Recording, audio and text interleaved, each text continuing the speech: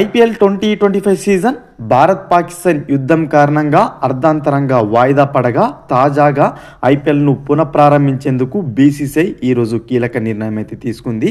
మే 13లోగా అన్ని టీమ్స్ కూడా తమ ఆటగాళ్లను జట్టుతో చేర్చుకోవాలని ఆదేశాలు జారీ చేయగా మే 15 నుంచి ఐపీఎల్ పునఃప్రారంభమయ్యే అవకాశం అయితే కనిపిస్తుంది.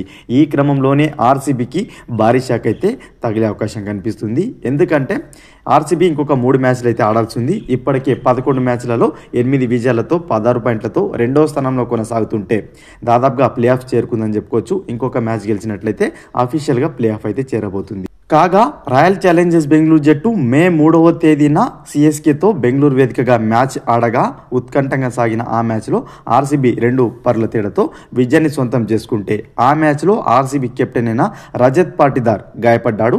సో ఫింగర్కి అయితే ఇంజురీ అయింది. దాంతో తాత్కాలిక కెప్టెన్గా కోహ్లీ అయితే వివరించాడు ఆ మ్యాచ్లో.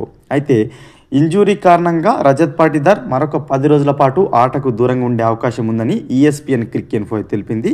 దీంతో అతని స్థానంలో వికెట్ కీపర్ అయిన జితేష్ శర్మ కెప్టెన్సీ వహించే అవకాశాలు కనిపిస్తున్నాయి. దీనికి సంబంధించి ఆర్సీబీ ఒక వీడియోని అయితే పంచుకుంది ట్విట్టర్లో. దాంట్లో అతను ఇదే విషయాన్ని చెప్పడం జరిగింది. ఆర్సీబీ నాకు కెప్టెన్సీ బాధ్యతలు అప్పచెప్పింది, దానికి గాను చాలా కృతజ్ఞతను కలిగి ఉన్నాను.